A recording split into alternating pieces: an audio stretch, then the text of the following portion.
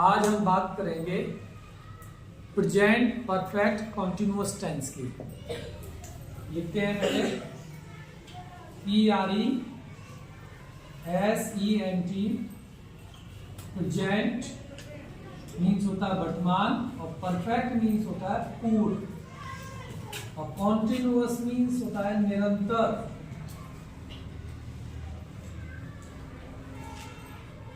Tense काल के लिए यूज होता है। आप बात आती है ये टेंस कब और कब यूज होता है। कभी कभी क्या होता है कि आप पढ़ाई कर रहे हैं और किसी ने आपसे पूछा पढ़ नहीं रहे हो, आप पढ़ ही रहे थे, जस्ट आप उठे पानी पीने के लिए, आपने पानी पिया, तभी आपके पिता आ गए या कोई अंकल आ गए आपके, उन्होंने कहा पढ़ाई नहीं कर रहे हो, तो आपने कहा मैं 2 घंटे से पढ़ रहा हूं। यानी कि आप 2 घंटे से पढ़ाई कर रहे थे, 2 घंटे की पढ़ाई आपने पूरी कर ली और अभी भी आप पढ़ाई कर रहे हैं, अभी भी आप पढ़ाई कर रहे हैं। तो वहां पे जब इस तरीके से बोला जाता है तो वो प्रेजेंट होता है। परफेक्ट मीन्स कुछ घंटे का काम पूरा हो गया, कुछ मिनट का काम, कुछ समय का काम पूरा हो गया, ठीक। कॉन्टिन्यूअस मीन्स होता है यानी जारी भी है, ठीक। ऐसे सेंटेंस हम किस तरीके से बोलते हैं, सबसे पहले आई हैव बीन लगता है, फिर क्या होगा एक्शन आईएनजी लग जाएगी। I have been action ING, action जैसे रीडिंग है तो रीडिंग लग जाएगी, plus since slash for plus time plus full stop जरूर लगाए, ठीक। अब देखिए आई अपने लिए यूज होता है, लेकिन अगर आई है, अगर हम बी के लिए बोल रहे हैं तो यही यूज कर देंगे, ठीक। यू के लिए बोल रहे हैं तो बी ये यूज हो जाएगा।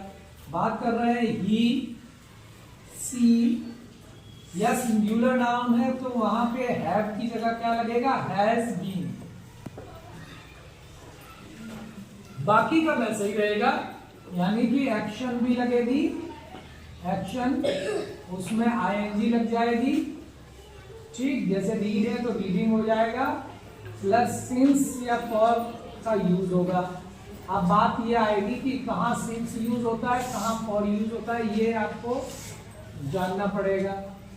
प्लस फुल स्टॉप लगाएंगे, फुल स्टॉप जरूर लगाएंगे ऐसे सेंटेंस में।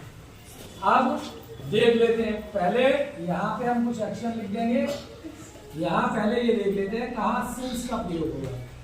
सिंस का प्रयोग होता है पॉइंट ऑफ टाइम के लिए। पॉइंट ऑफ टाइम का मतलब होता है निश्चित समय। अगर कोई टाइम का पॉइंट कर दिया जाए, वो पॉइंट बता दिया जाए तो वहां सिंस का प्रयोग होगा। जैसे सिंस मंडे, सोमवार से, तो हम क्या कहेंगे सिंस मंडे। अब हम कहें 2 बजे से तो सिंस 2 o'clock, सिंस 2 o'clock 2 बजे से। अगर हम ये कहें अप्रैल से तो सिंस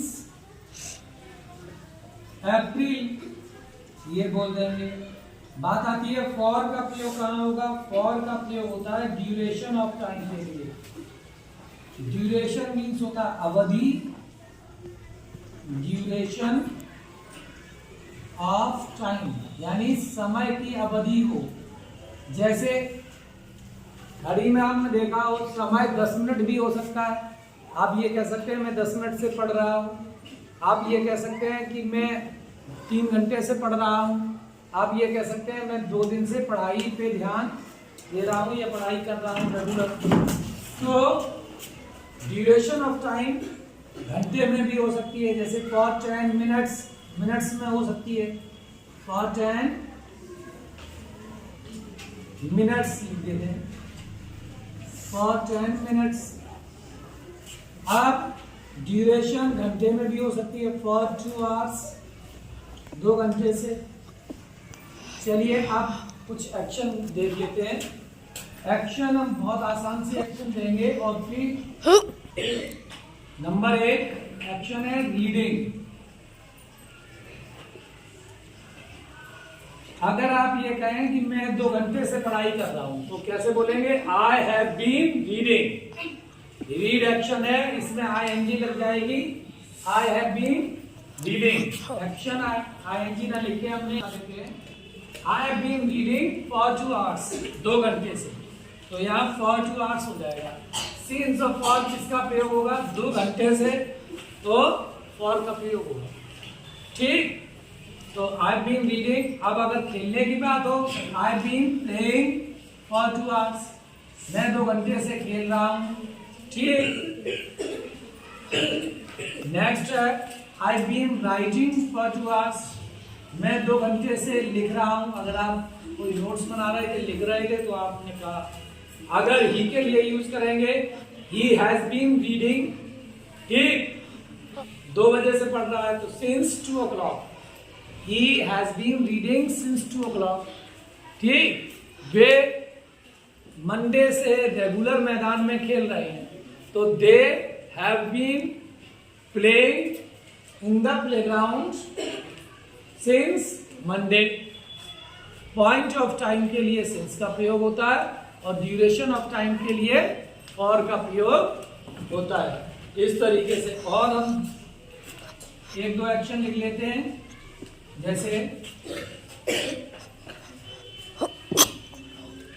डू द होमवर्क, कर लो। होमवर्क नहीं किया तो आपने कहा I am doing the homework for 10 minutes, 10 minute से मैं होमवर्क कर रही हूँ। इस तरीके से तो वहां पे यूज हो जाएगा, ई है ये। ठीक, नेक्स्ट एक एक्शन और लिख लेते हैं। लर्न मीन्स होता है याद करना। आप पोएम याद कर रहे थे 10 मिनट से, तो आपने कहा I have been learning poem for 10 minutes. For का यूज होगा, क्योंकि जब हम समय को बताएं तो फॉर का प्रयोग होता है। जब उसका पॉइंट बताएं, पॉइंट जैसे दिनों का नाम आए, घड़ी का टाइम आए, महीनों का नाम आए, या किसी साल का नाम आए, तो सिंस का प्रयोग यूज होता है। ठीक, और वहीं पे अगर 10 मिनट में टाइम बताया जाए कि 10 मिनट, 50 मिनट, 30 मिनट से, तो फॉर यूज होगा। ऐसे ही घंटे में 2 घंटे से, 3 घंटे से, 4 घंटे से, तो फॉर का यूज होगा। ऐसे ही वह टाइम तुम्हारा दिनों में भी बताया जा सकता है कि 3 दिन से, 4 दिन से, 6 दिन से, तो भी फॉर 3 डेज, फॉर 5 डेज ऐसे ही यूज होगा। इस तरीके से एक्शन जो भी होगा, जब हम ग्रुप के लिए बोलेंगे कि हम लोग, तो हैव बीन करके एक्शन आएंगी, सिंस फॉर टाइम लग जाएगा। इसी के लिए यूज होगा तो हैज बीन लग जाएगा। बस ये परफेक्ट में हमने बताया था, आई के साथ हैव लगता है, इसी के साथ हैज लगता है। बात वही है, केवल इसमें बीन लग गया है, एक्शन आएंगी सिंस फॉर टाइम देखेंगे, ये प्लस इसमें हो गया है, बाकी सारा वही है। ठीक।